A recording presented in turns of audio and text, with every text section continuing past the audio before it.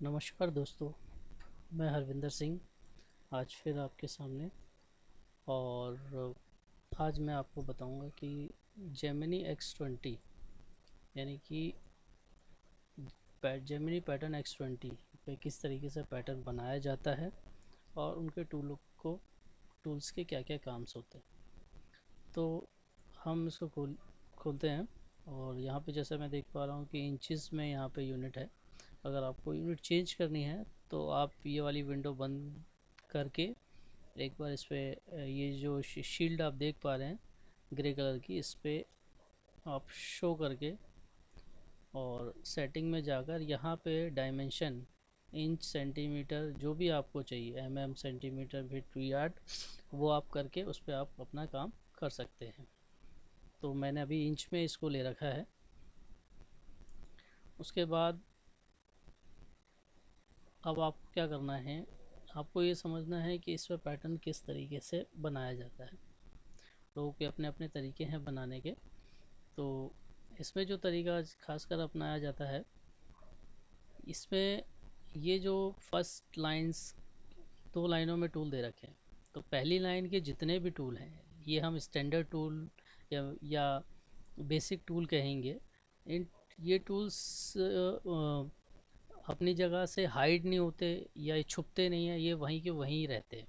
जबकि जो ये दूसरी लाइन के जो टूल्स हैं वो बदल जाते हैं, वो बदलते हैं इनके कारण। ये जो टूल्स हैं इनके अकॉर्डिंग, जैसे सबसे पहला जो टूल है वो है जैसे पीस मोड है, उसके बाद शेप मोड है,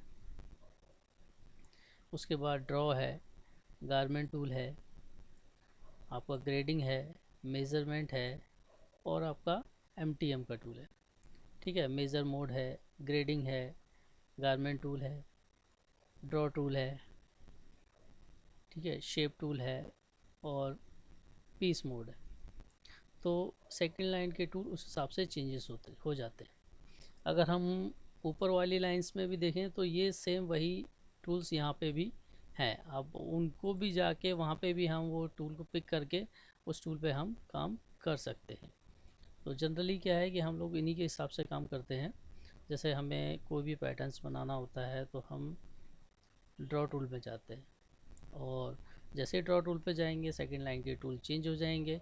और यहाँ पे जो दूसरे नंबर का टूल है जिसे ड्रॉ रेक्टेंगल डायगन्स है, इसको पिक करेंगे और इसको माउस की मदद से ड्रॉ करेंगे यहाँ पे और क्लिक दबाएंगे। उसके बाद यहाँ पे विड्थ एक्स, हाइट वाई, यानी कि जो इसकी लंबाई वाला एक्स की एक्स यानी हॉरिजॉन्टल, यानी लंबाई वाला जो पोर्शन है वो यहाँ पे एक्स मेंशन कर रहा है यानी कि विड्थ। तो यहाँ पे हम जैसे मान लीजिए मैं एक टी शर्ट बना रहा हूँ, simple T shirt medium size की। तो मान लीजिए मैं एक टी शर्ट बनाता हूँ तो मान लीजिए ये मेरी लंबाई है 26 इंच। मैंने 26 डाला और इंटर ज़रूर मारना है, क्योंकि इंटर मारेंगे तो सिस्टम ऑटोमेटिकली वो उस वैल्यू को लॉक कर देता है। अगर नहीं मारेंगे तो सिस्टम जो पहले की वैल्यू पड़ेगी उसके हिसाब से वो ले लेगा। अब चौड़ाई, चौड़ाई यानी कि जब हम पैटर्न बनाते हैं तो उसका 1/4 हिस्सा हम यहाँ पे वैल्यू में डालते हैं चौड़ाई। जैसे मान लीजिए अगर किसी की 40 इंच की ऑल राउंड चेस्ट है तो हम यहाँ पे केवल 10 इंच ही डालेंगे। 10 इंच डालेंगे, एंटर मारेंगे और वैलिडेट कर देंगे। तो उस तरीके से हमारा एक पैटर्न, एक ब्लॉक तैयार हो जाता है। अब इस ब्लॉक को हम मेज़रमेंट देखना चाहते हैं तो यहाँ पे इसका जो टूल है वो ये है, जो कि शो हाई डिस्टेंस के नाम से है। इस पर आप क्लिक करेंगे तो यहाँ पे आप मेज़रमेंट को देख और छुपा सकते हैं। और इसका मैंने एक शॉर्टकट, इसी के अंदर शॉर्टकट बनाने की भी सुविधा है, तो मैंने शॉर्टकट बना दिया। जैसा कि आप देख पा रहे हैं एम, यानी कि अगर मैं एम दबाऊंगा तो एम से भी उसका मेज़रमेंट शो हाइड होगा। ठीक है। अब उसके बाद बहुत से मास्टर लोग, ऑपरेटर लोग, जैसा सॉफ्टवेयर में रिक्वायरमेंट होती है वैसे काम करते हैं। तो कुछ लोग लेफ़्ट से राइट में पैटर्न्स को क्रिएट करते हैं, कुछ लोग राइट से लेफ़्ट में, जैसे उनको सुविधा लगे वैसे वो कर सकते हैं। तो यहाँ पे पैटर्न बनाने के लिए मान लीजिए मैं राइट से लेफ़्ट में बना रहा हूँ, तो इसके लिए ब्लॉक बनाने के लिए मैंने ड्रॉ टूल का इस्तेमाल करके इसमें गया था।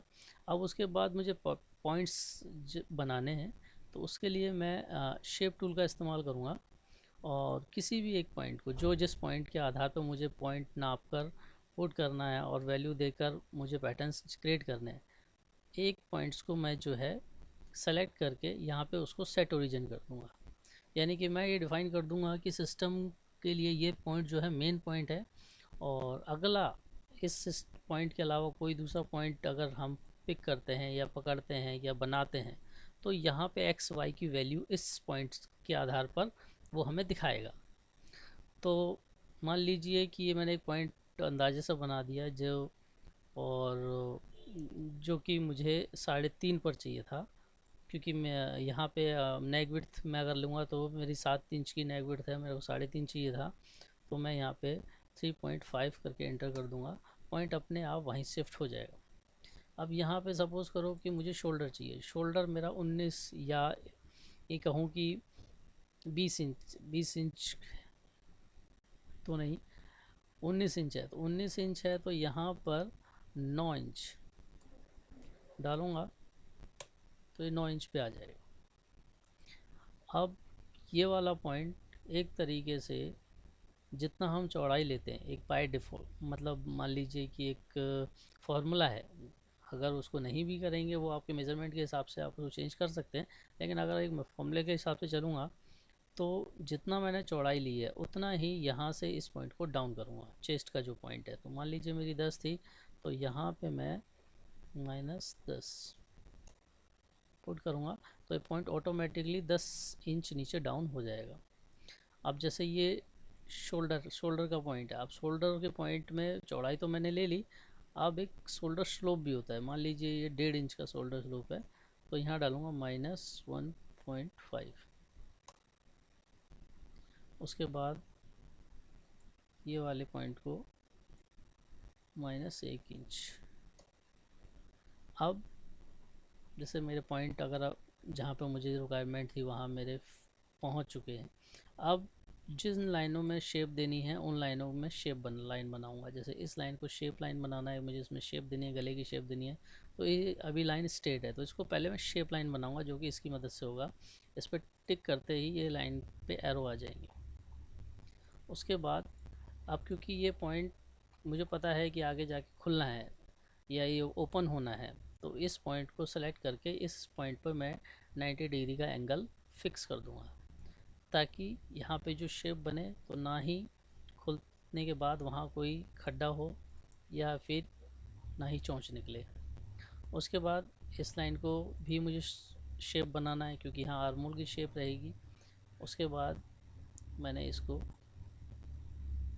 शेप लाइन दे दी, जैसी मुझे रिक्वायरमेंट थी वो मैंने यहाँ दे दी। ठीक है, तो एक तरीके से ये मेरा पैटर्न तैयार हो गया। उसके बाद अगर मुझे इसका फ्रंट बनाना है तो कंट्रोल D किया और कंट्रोल D करके जो भी इसमें अलग फ़र्क हैं उन फ़र्कों को मैंने, अब जैसे मान लीजिए इसकी गले की गहराई है वो 3 इंच है, तो इस पॉइंट को जो ऑलरेडी मेरा 1 इंच शिफ्ट हो रखा है, इसी पॉइंट को -2 इंच और शिफ्ट कर दूँगा, तो जो कि मेरा यहाँ से पूरा 3 इंच हो जाएगा। अब मुझे कैसे पता लगेगा ये 3 इंच है कि नहीं, तो क्योंकि इस पॉइंट में मेरा सेट ओरिजिन ऑलरेडी सेट है, तो जब मैं इस पॉइंट को पिक करूँगा तो देखिए एक्स में ये 3 इंच ऑलरेडी मेरे को दिखा रहा है, और एक्स के और यहाँ से वाई की जो वैल्यू है वो भी 3.5 दिखा रहा है। तो इस तरीके से मैं गले की शेप चेंज कर सकता हूँ। और इनके मुझे नाम लिखने हैं, तो नाम लिखने के लिए या मूव करने के लिए पहले टूल पे जाके इसको मूव कर पाऊँगा, और नाम लिखने के लिए इस पैटर्न पे क्लिक करके पीस नेम पे जाके PAC के बैक, एंटर मार दूंगा और यहाँ पे फ्रंट, एंटर। तो यहाँ पे मैं नाम लिख के और इसको सेव करके, सेव करने के लिए आप इसे कहीं पे भी सेव कर सकते हैं जहाँ पे आपकी इच्छा हो। मान लीजिए मैं इसको डेस्कटॉप पे सेव कर रहा हूँ।